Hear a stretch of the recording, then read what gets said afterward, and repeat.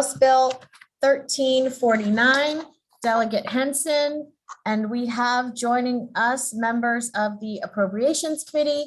Colleagues Delegate Barnes, Delegates Forbes, and Delegate Greist are with us on this bill.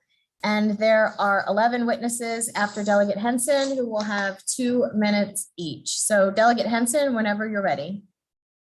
Thank you, Madam Chair. Thank you, Mr. Vice Chair and members of the Ways and Means Committee for the opportunity to present House Bill 1349, Education Support Professional Work Group and Bonus. I wish I could be as eloquent as my cross-file on this, Senator Zucker, when he shared with the Senate committee hearing the same bill, the story of his children's virtual education and how after many long hours on virtual education, it was the para support professionals that were there working with his children and spending a lot of time and care and attention to their academic needs.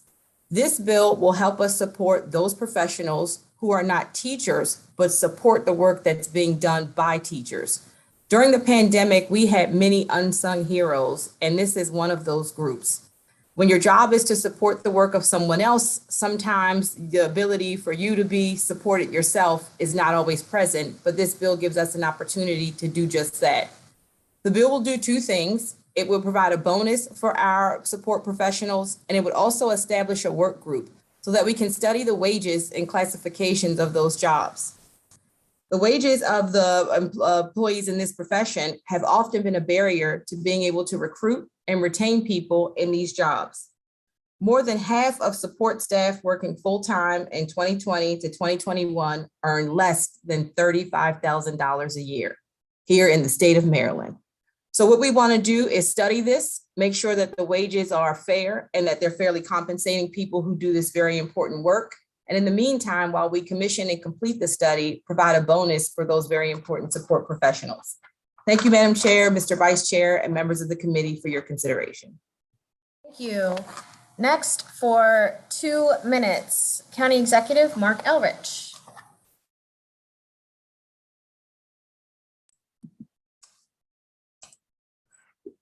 So thank you very much, Madam Chair and Vice Chair and the members of the committee. For the record, my name is Mark Elrich. I'm Montgomery County Executive. I'm pleased to be here today to speak in support of House Bill 1349. School support staff are essential to the school day. For too long, our school support staff have not gotten the respect and recognition they deserve or the compassion that makes sure that we can continue to recruit and retain outstanding people in these important positions. As we're seeing staggering staff shortages across the state, it's more important than ever that more steps are taken to make sure that our support staff feels valued, supported, and that they stay in the schools. As a former teacher, I can testify firsthand on the absolute critical nature of the support staff I had in my classroom. My job would have been immeasurably more difficult without their support, and they truly were able to do much of the same work that I was doing. So they really make a difference in education. Conditions exacerbated by the pandemic and for their children to learn a trade or plan a career. More than half of our support staff working full-time in 2021 earned less than $35,000. 53% were paid less than $35,000. 70% were paid less than $45,000. School support staff are the backbone of the safe, healthy, supportive learning working environment that we must have if our students are to succeed. I encourage you to support Senate Bill 831 and House Bill 1349, and thank you. Thank you. Next, John King for 2 minutes, please. Thank you so much, Madam Chair, Vice Chair Washington, committee members, and certainly thank you, Delegate Henson, for sponsoring this bill. As a teacher, principal, former United States Secretary of Education under President Obama, and current Montgomery County Public Schools parent, I'm deeply concerned about the crisis level of vacancies we're seeing among our education support professionals and strongly encourage you to pass HB 1349. I owe my life to teachers and education support professionals. Both my parents passed away when I was very young, my mom when I was 8, my dad when I was 12. Like many young people who've experienced trauma, I struggled in high school. I actually got kicked out of high school. The thing that saved me was public schools and public school educators, including public school education support professionals. I know our schools literally would not function without the dedicated education support professionals that keep them running. ESPs are vital to our children's future, and they deserve a living wage at minimum. There are almost 42,000 education support professionals in Maryland, but as you've heard, over half of them make less than $35,000 a year. From providing vital access to meals to helping students get online, the pandemic proved beyond a shadow of a doubt that education support professionals are irreplaceable members of our public education system. Their work is vital, is worth much more than near poverty wages, and we have a moral obligation to pay education support professionals what they deserve if we want to provide all of our children in Maryland with the world-class public education they deserve. For these reasons, I urge a favorable report on HB 1349. Thank you. Next for 2 minutes, Sally Murick, please. Good afternoon. My name is Sally Murick, and I'm a paraeducator with Montgomery County Public Schools, where I've worked to support staff and the instruction of students for 31 years. I'm here to share my support for HB 1349. Much has been shared with you in previous testimonies of how the heroes of the school system stepped up during the pandemic to ensure instruction continued for our students, our children, and why they are deserving of a bonus and a wage study. I wish to expand on the courage, flexibility, and stamina of the paras. They were called upon to pivot instantly into a digital instructional world. Alongside of teachers, they took multiple and daily just-in-time trainings to learn all the virtual platforms and tools that would be available and needed to deliver virtual instruction, which was effective and engaging. On top of the hours of technological trainings, they had to establish their home classrooms and set up technology for virtual delivery while spending hours collaborating with their peers and teachers. Many also had to supervise their own children through their digital learning classes and being at home rather than in school or childcare, and to handle the trauma and anxiety of the pandemic for themselves and their families. Montgomery County Public Schools has approximately 2,700 parents. 60% have a 4-year degree, another 20% have master's degree, and we have a number that hold PhDs. Our paras have chosen this as their career, not because it is all they can do. They love supporting the academics and growth of our students. During COVID, many paras have stepped up to be teachers covering classes for a day, a week, and even as long-term subs because of high absenteeism and unfulfilled teacher positions. Paras love working in schools and supporting the academic and well-being development of our students, but they have financial needs and families too. Low wages are affecting our recruitment and retention of these valuable and educated employees. Many must work second jobs and struggle to provide for their families, buy homes, and provide for their futures. We have heard terrible stories of paras being homeless and living out of their cars, even though they are fully employed by our schools. They are essential, but are not paid as if they are. Paras are educational support professionals, are the backbone of our schools. They deserve a fair wage and recognition for the value they bring. I ask for your favorable support. Thank you. Thank you. Pia Morrison for 2 minutes, please. Dear Chairwoman Atterbury, Vice Chair Washington, and members of the House Ways and Means Committee, it's great to be with you today. My name is Pia Morrison, President of SCIU Local 500. SCIU Local 500 represents approximately 20,000 working people in Montgomery County and across our region.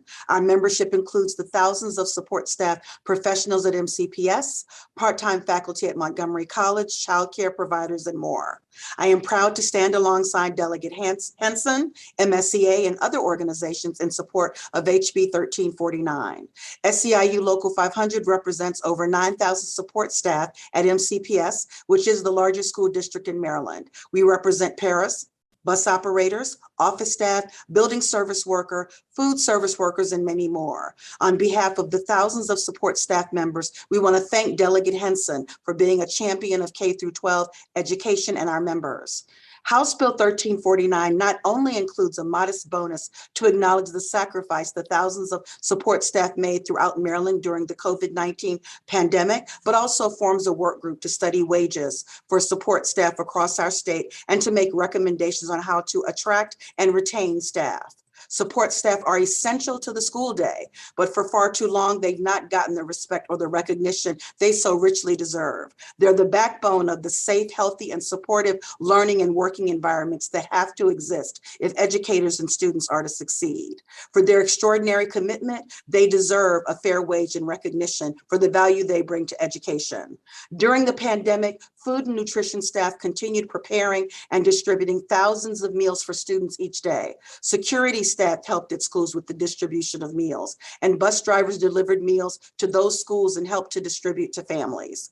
Our instructional technology staff work to support the delivery, repair, and operations of thousands of technology devices and internet hotspots for students and teachers. Building service workers perform additional sanitizing procedures in buildings. Maintenance workers work diligently to improve air quality and change filters and set up air purifiers. Warehouse workers received and sorted masks and other COVID-19 equipment. Secretaries pivoted their duties, and it was paraeducators that dove into learning all the new instructional technology so they could continue to support students and teachers with online learnings. It was the effort of these individuals that they did that while continuing Morrison, can you wrap up your testimony, please? Sure, while they continue to support student and families. We call on the General Assembly to pass HB 1349 and urge a favorable committee report. Thank you so much for your time this afternoon.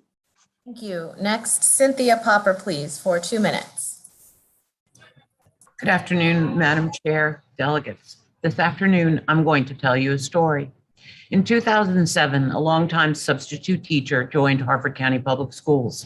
She had a BA from Goucher College. Her salary was family fund money. Then the crash of 2010-11 hit. Her family, like many others, went from a 2-income family to a 1-income family. They became victims of the mortgage fiasco and lost their home. They spent 2 months living in a 1-room motel room. As their family income was only the HCPS salary of under $13,500, their options were limited.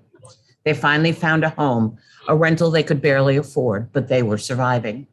In May of 2013, her husband was diagnosed with stage 4 cancer. He died 3 months later. The ESP was now living on an HCPS salary of under $14,500 a year. She did what she could. Life insurance money was spent on the basics. There was not a penny to spend elsewhere. For 2.5 years, she managed as best she could. But when the money was gone, her options became smaller and smaller. Earning under $15,000 a year was severely limiting. In early 2016, out of options, she relinquished her home as she could no longer afford it. For the second time in 5 years, she was homeless. Blessed by the kindness of her friends, for 3 months, she stayed where she could until she could find another solution. In July of 2016, with the help of her parents, she secured a home, but life is still not without its challenges. She drives a 17-year-old vehicle. Her home needs repairs that she cannot afford, and frugality is still a necessity. She is currently 65 years old, has worked for Harford County Public Schools for 15 years, and earns under $32,000 a year. This or similar story could be told by any of our systemically underpaid ESPs. It is not fiction. It is being told to make a point. It's a true story, and the person that lived that story is me. The ESPs of Maryland deserve a living wage. Please vote yes on House Bill 1349. Thank you. Thank you, Ms. Popper. Sandra Davis, please, for 2 minutes. Madam Chair, we're just verifying. She's in the waiting room, but she's just down as SD, so we're just verifying it's her. Okay, we'll move to Cheryl Bose, please, for 2 minutes. Thank you, Madam Chair. Good afternoon, Chair Atterbury, Vice Chair Washington, members of the committee. Thank you for the opportunity to speak before you today. And I want to say thank you to Cindy Popper for telling her story. It's an emotional one, and we thank her. My name is Cheryl Bost. I'm a 4th and 5th grade teacher from Morris Estates Elementary School in Baltimore County, currently proudly serving as the president for the Maryland State Education Association. MSEA's 76,000 educators from across the state stand before you to urge your support for Senate Bill 831.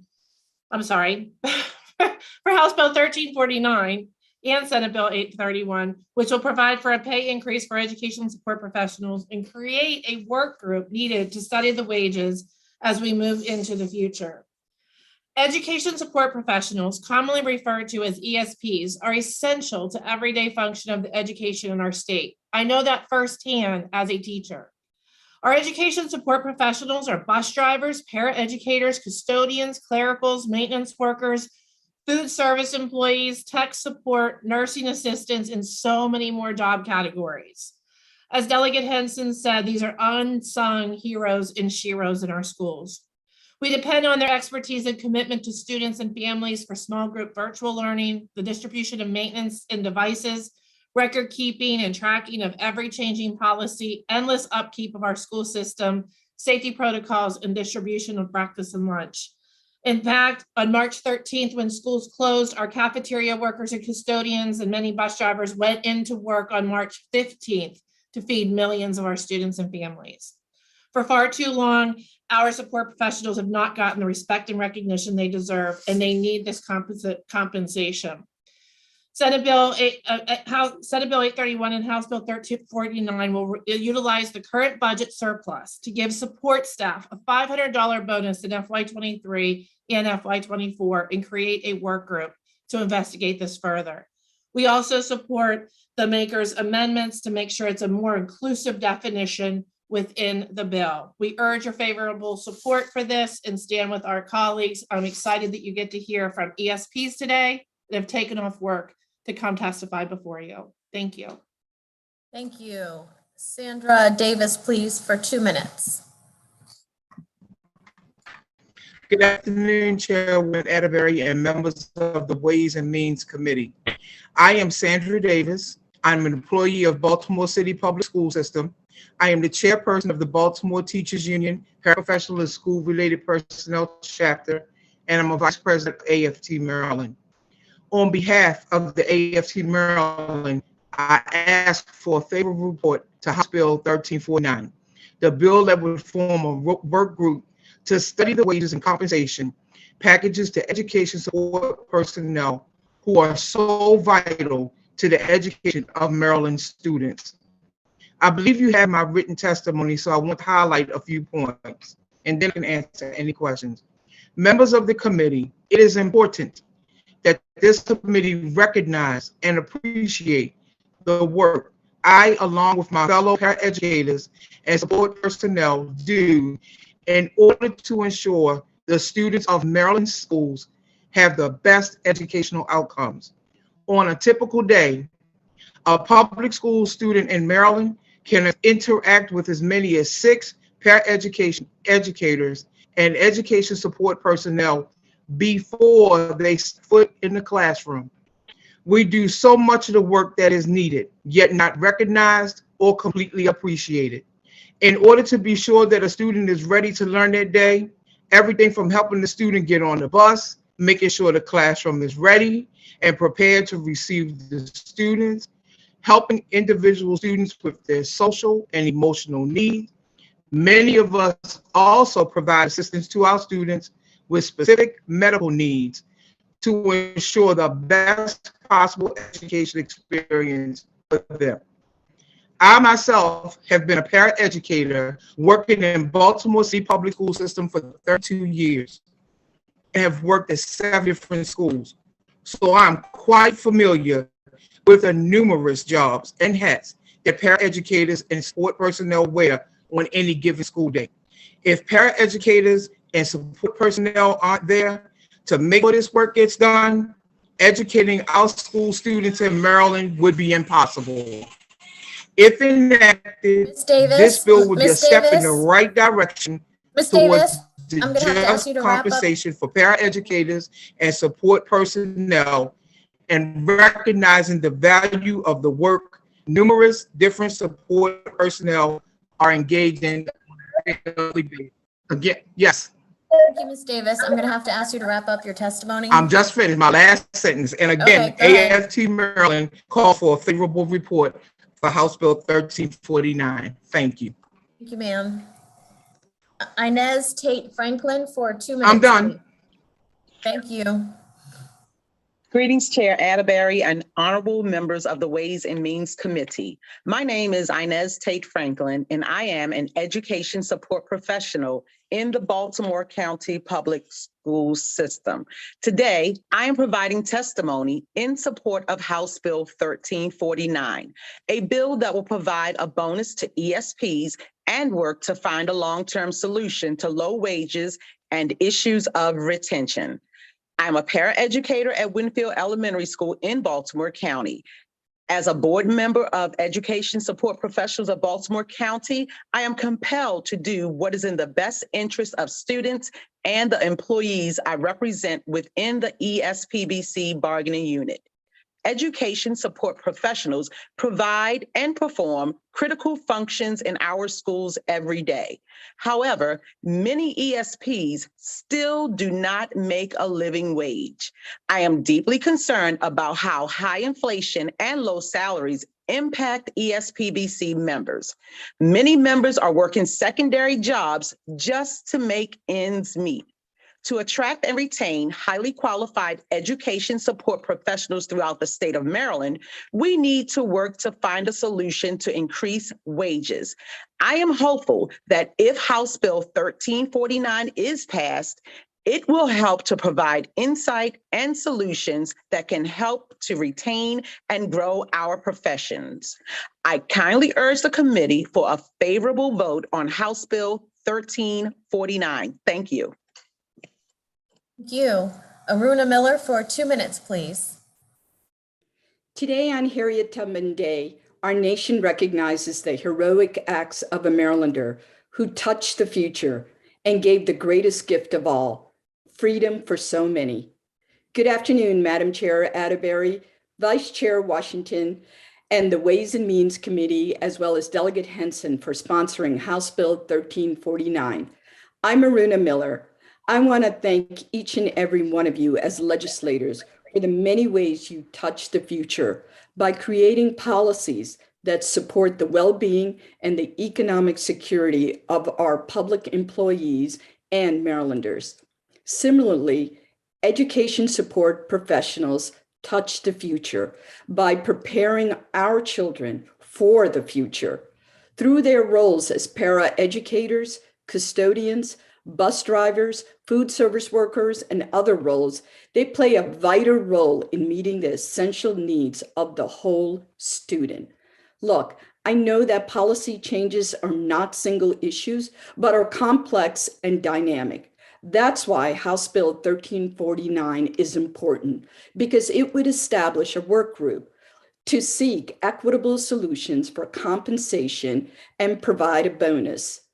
Let the legacy of Harriet Tubman be a reminder to all of us that there is still much work that lies ahead of us. Work of the future, the work of equity. Thank you, Sally Murick, Cindy Poper, Sandra Davis, Inez Tate Franklin, and the many other ESPs for your service. I urge your favorable report on House Bill 1349. Thank you for giving me this opportunity. And there are a couple of questions. Delegate Ebersol. Thank you very much, Madam Chair. And I may be placing some people on the spot here, but as an educator myself for many years, I know that one of the most difficult things that I had to deal with is that the turnover of ESPs. A support personnel would show up to help us do any one of a number of things, including instruction, but not limited to that.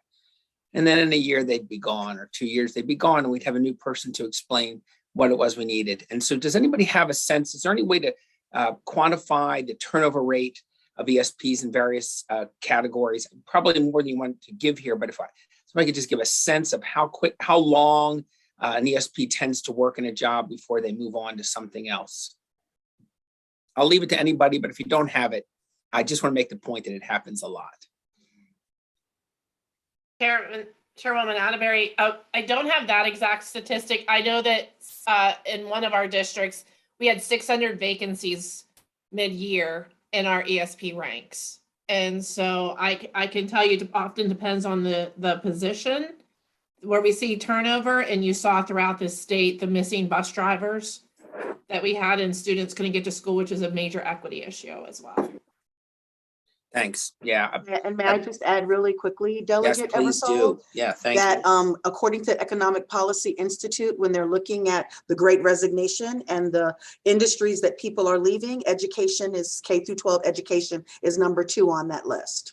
And most acutely, why would people stay in an ESP job if they make $23,000 a year? So thank you very much. Delegate Patterson. Thank you, Madam Chair, and thank you very much, Delegate Henson, for this very timely and needed legislation. Full disclosure, I was on served as a board member for 12 years in Charles County, and right now I'm really concerned about our not only nation, statewide, but also locally, the issues that some of our paraeducators, specifically our bus drivers, are facing as it relates to hours and wages, et cetera. So in your study, will consideration be given to those bus drivers who are under contractors with your study versus those who are with the school boards? I hope it's not confusing. Our bus drivers, we have about 47 who work for separate contractors. And so we're looking at ways in which they will be given the opportunity to make decent wages as well as assured guaranteed hours of employment. Thank you for the question, Delegate Patterson, and thank you for your support to para educators and to those in the education field. The study is looking to look at all professionals, regardless of the classification there. So our goal would be to see what wages are being paid, what wages are competitive, and what wages are needed in the field to be able to have a livable, sustainable position. Thank you very much for that. Thank you again for this legislation. Are there any other questions for the bill sponsor or any of the witnesses? Okay, seeing. Okay, I think I missed someone. John Willems for 2 minutes. Madam Chair, members of the committee, John Willems representing the Maryland Association of Boards of Education. Me too, for all the reasons that you've heard, in strong support of this legislation. I will just share a little story about my son when he was an elementary school student. Teacher Appreciation Day, we stopped at Giant to buy flowers, and he wanted 3 bouquets of flowers for the principal and his teacher. And I said, who was the third for? And he said, well, that's easy, Ms. So-and-so, the custodian. And I said, really? And he said, yes, she's definitely one of the hardest working people in the school, Dad, and she needs to be recognized. We got to school. She was called to the office to get her flowers. She teared up. This bill is about a lot more than flowers. This bill is about pay equity and the adequacy of compensation for some of the hardest working, one of the hardest working people in the school. Wanted 3 bouquets of flowers for the principal and his teacher. And I said, who was the third for? And he said, well, that's easy, Ms. So-and-so, the custodian. And I said, really? And he said, yes, she's definitely one of the hardest working people in the school, Dad, and she needs to be recognized. We got to school. She was called to the office to get her flowers. She teared up. This bill is about a lot more than flowers. This bill is about pay equity and the adequacy of compensation for some of the hardest working folks who support teaching and learning in our school systems every day, and urge a favorable report. Thank you. Thank you. And Mr. Willems, I apologize about that. Are there any questions? Anyone have any questions for Mr. Willems? Okay, seeing none, thank you, Delegate Henson, and everyone that came today to testify. That concludes the testimony on House Bill 1349.